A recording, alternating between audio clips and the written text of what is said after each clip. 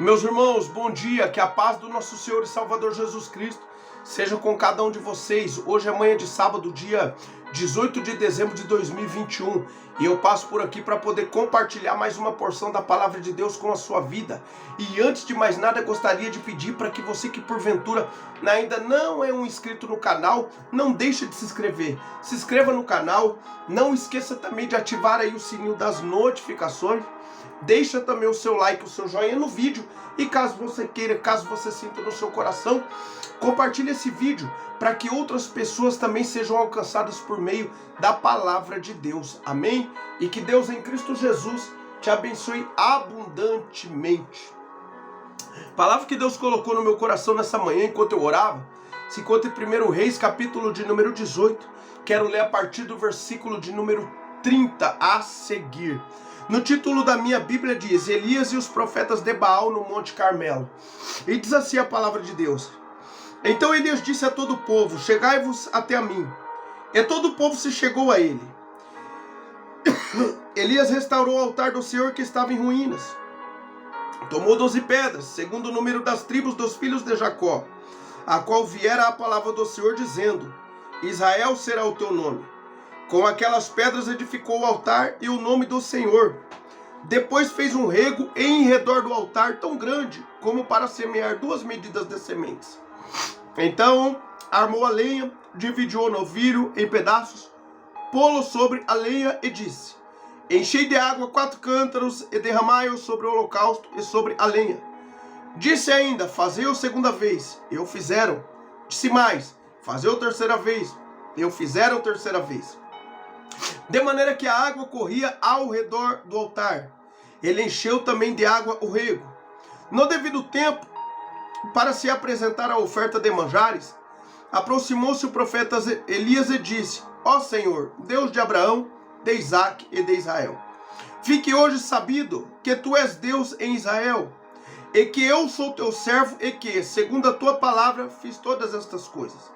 Responde-me, Senhor, responde-me, para que este povo saiba que tu, Senhor, és Deus, e que a ti fizeste retroceder o coração deles. Então caiu fogo do Senhor e consumiu o holocausto, e a lenha, e as pedras, e a terra, e ainda lambeu a água que estava no rego. O que, vendo todo o povo, caiu de rosto em terra e disse: O Senhor é Deus, o Senhor é Deus. Disse-lhes Elias: Lançai mão dos profetas de Baal, que nenhum deles escape. Lançaram mão deles, e Elias os fez descer ao ribeiro de Quizon, e ali os matou. Aleluia! Até aqui louvado seja o nome santo do Senhor, pela sua santa e poderosa palavra. Glória a Deus. No contexto do capítulo de número 18, nós vemos Elias mandado por Deus se apresentar diante de Acabe, do rei Acabe. Rei Acabe reinou 22 anos em Israel. Reinou 22 anos em Israel, propriamente em Samaria. E Acabe fez tudo que era mal diante do Senhor. Ele serviu aos Baalins, casou com Jezabel, filha de Etibaal. Ele levantou altares de adoração a Baal em Samaria. Ele fez um lugar ali exclusivo de adoração a Baal em Samaria, capital de Israel no tempo. E ali ele fez todas as coisas que poderiam ofender a Deus, né? E aí Deus levanta o profeta Elias. Tem todo o contexto que a gente sabe, que Elias falou que por um período de tempo não choveria sobre a nação. E a gente sabe que durou esse período de tempo 3 anos e 6 meses sem chover. Reinou uma grande seca. Muitos animais morreram, plantações ali não iam para frente. E até que chega o momento aqui no capítulo de número 18 que Deus manda Elias se apresentar diante de Acabe. Por quê? Porque Deus iria colocar um fim àquela seca, né? Ao sofrimento daquela nação, né? Fazendo com que a chuva pudesse retornar. E Elias se apresenta. E Elias, a partir do versículo de número 20, ele propõe um desafio. Ele primeiro, diante do rei Acabe, ele manda o rei Acabe chamar toda Israel, convocar todo Israel, e também chamar os 400 profetas, 450 profetas de Baal e os 400 profetas do poste ídolo ou de Azera e se apresentar diante dele, lá no Monte Carmelo. E Acabe então ouve ali aquela proposta de Elias, convoca toda a nação, convoca também esses profetas, esses 850 profetas, né, malignos, e vão até o Monte Carmelo. Chega lá a partir do versículo de número 20, Elias então propõe um desafio. Ele fala, olha, tem 2 novilhas aqui, vocês aí, falando para os feiticeiros de alto escalão, da mais alta magia na época, né? Não era coisa simples não, o negócio era terrível. Ele estava diante dos feiticeiros do alto escalão, né? No tempo, né? Dos maiores ali, dos mais altos, das mais altas magias ali, né? Ele estava diante desses feiticeiros aí. E aí então Elias fala, olha, aqui tem 2 novilhas, escolhe uma vocês aí, pega nessa manhã, junta vocês aí que o número é maior, e começa então a invocar o seu Deus. E depois eu vou fazer o mesmo. Coloca ali sobre o altar aí essa novilha, rasga ela no meio, coloca ali as partes dela ali, as vísceras e tudo que for necessário ali em cima do altar, e começa a invocar o Deus de vocês aí. Não coloquem fogo. Eu também vou fazer o mesmo depois de vocês e não vou colocar fogo. E há de ser que aquele Deus que responder por fogo, esse é o Deus verdadeiro. Então façam isso. E eles falaram, boa essa palavra, vamos lá. Aí então eles começaram.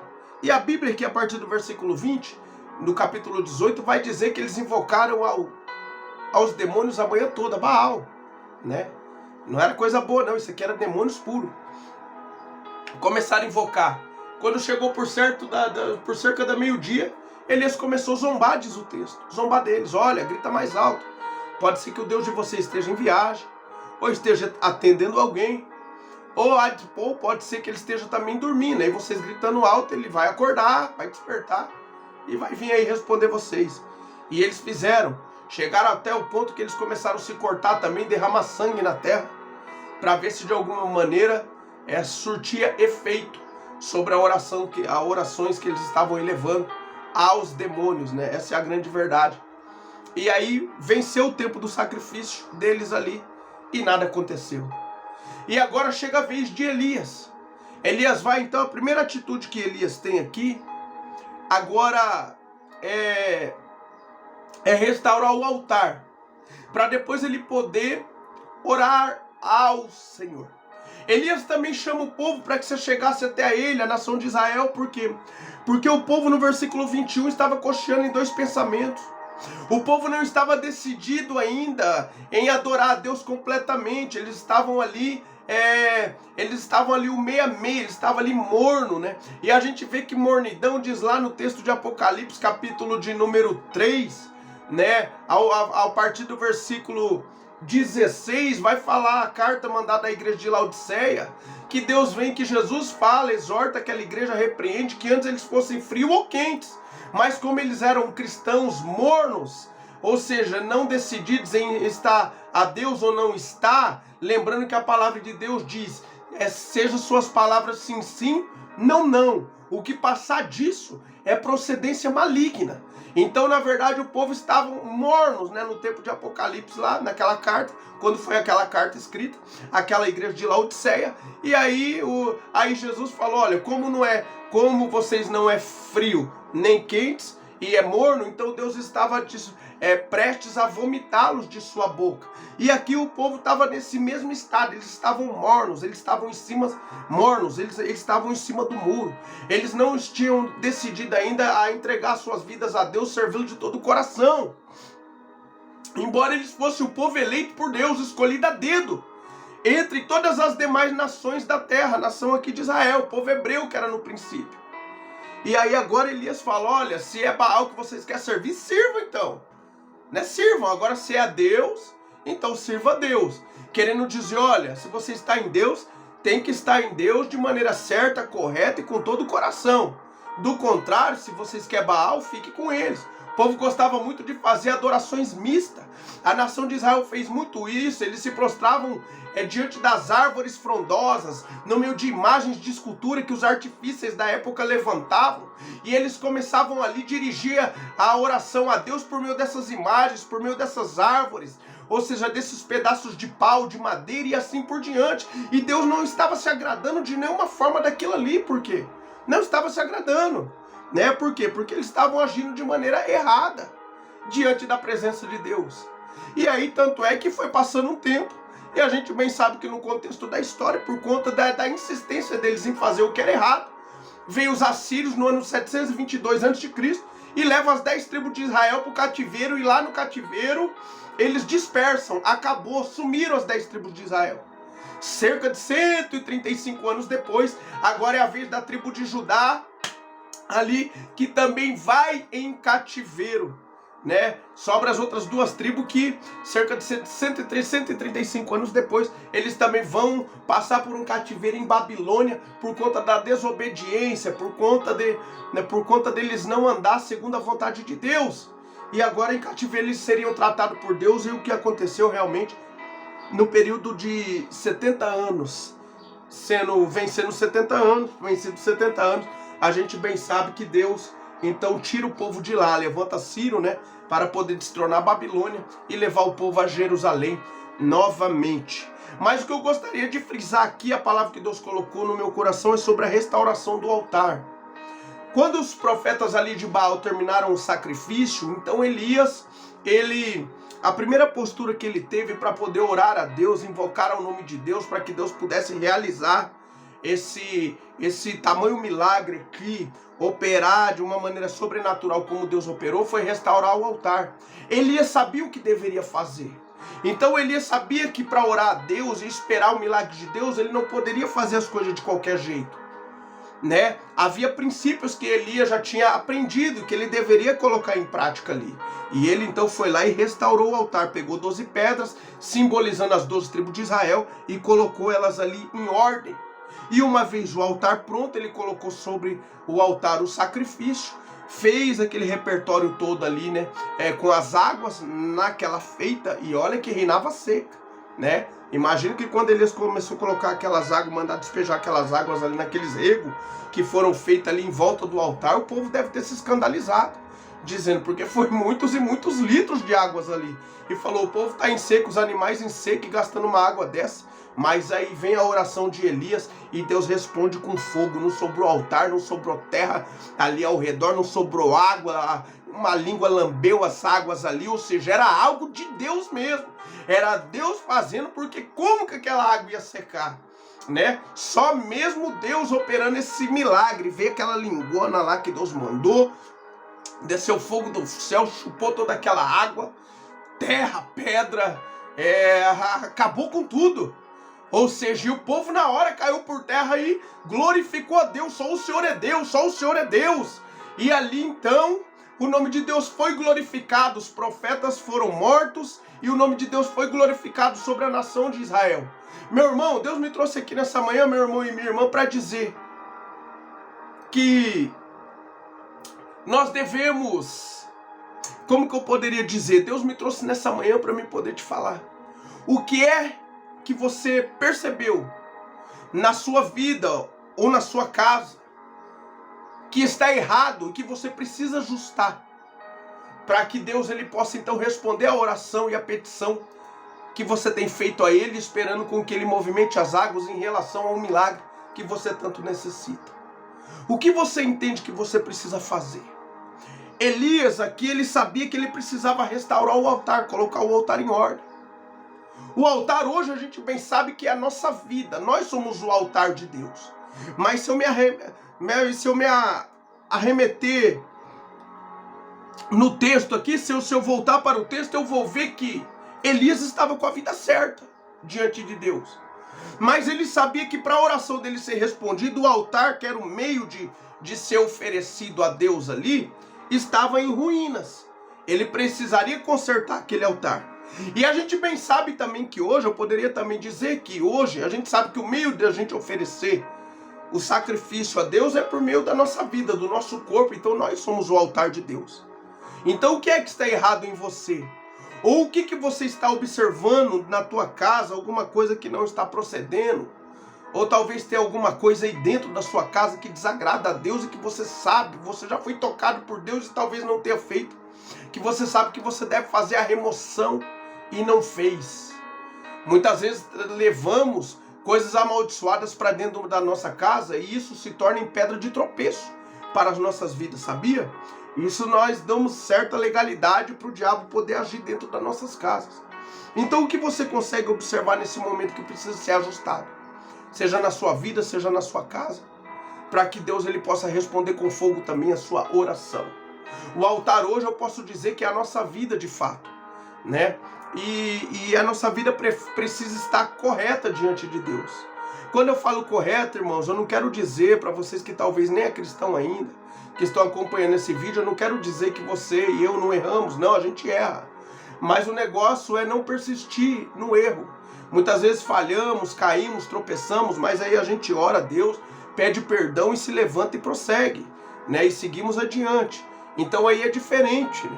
Aí é diferente. O que Deus não quer é nos ver na prática do pecado continuamente, não quer ver a gente fazendo coisas que desagradam a Ele, né? Mas a partir do momento que você erra e pede perdão a Deus, você está perdoado, seu altar está restaurado novamente, é vida que segue. No momento oportuno Deus vai movimentar as águas ao seu favor, mas a grande verdade é que tem pessoas aqui que estão com o altar em desordem. Nós precisamos restaurar o nosso altar, precisamos colocar em ordem aquilo que está errado em nossas vidas, para que Deus ele possa responder com fogo, ou seja, de uma maneira favorável, para que Deus possa responder a tua oração e entrar com a providência que você necessita, mudando o casamento, restaurando a família, os negócios e tudo aquilo que você tem levado em oração a Deus.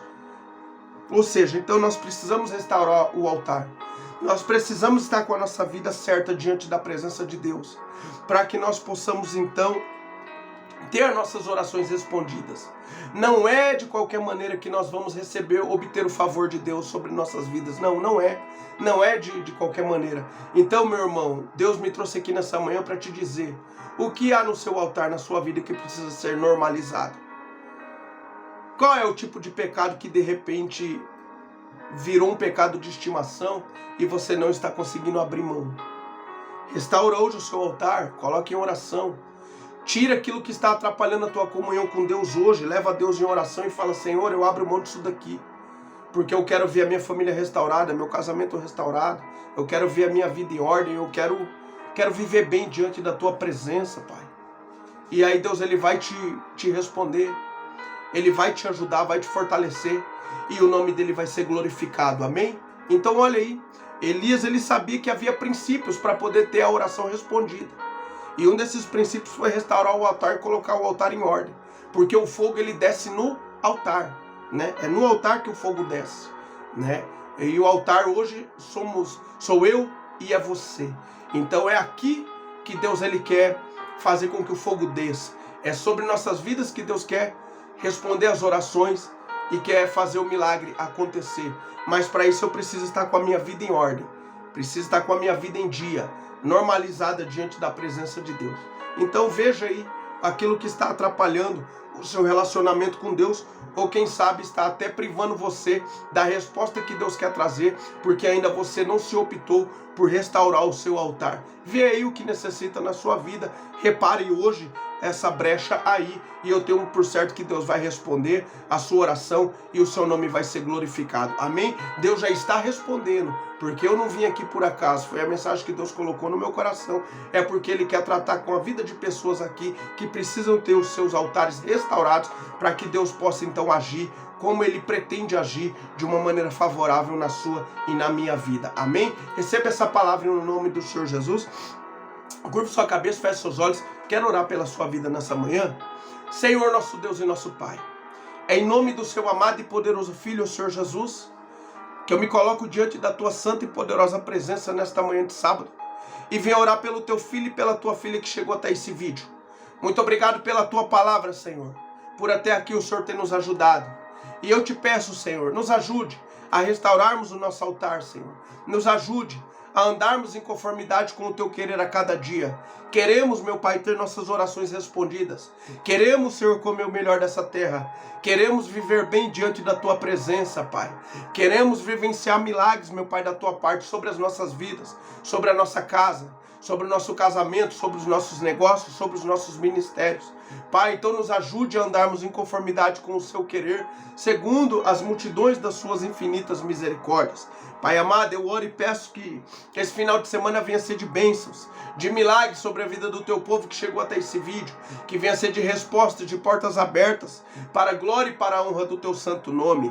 Pai amado, Pai querido e santo, supra cada uma das necessidades dos teus filhos, abre as portas que estão fechadas, visite as dispensas, os celeiros dos teus filhos nesta hora, Pai, multiplicando, enchendo-as, Pai, para a glória do teu santo nome. Opera um milagre na saúde, na vida financeira, no ministério, no casamento, na família, meu Pai, nos negócios, nas empresas, segundo as multidões das suas infinitas misericórdias, é o pedido que eu lhe faço. E permaneça conosco no decorrer desse dia, no decorrer desse final de semana, nos abençoando, nos guardando, nos livrando e nos protegendo de todo mal. Senhor, dai-nos a tua paz, a alegria no teu Espírito Santo, e que o teu nome venha ser glorificado sobre as nossas vidas. Assim eu oro nesta manhã, Senhor, crendo no milagre, crendo na resposta e já te agradecendo por tudo. Em nome do Senhor Jesus, amém. Louvado seja Deus. Meu irmão e minha irmã, que Deus te abençoe abundantemente. Amanhã, se Deus permitir, estarei aqui com mais um vídeo, com mais uma porção da palavra de Deus para compartilhar com o seu coração. Fiquem todos com Deus, a paz do Senhor.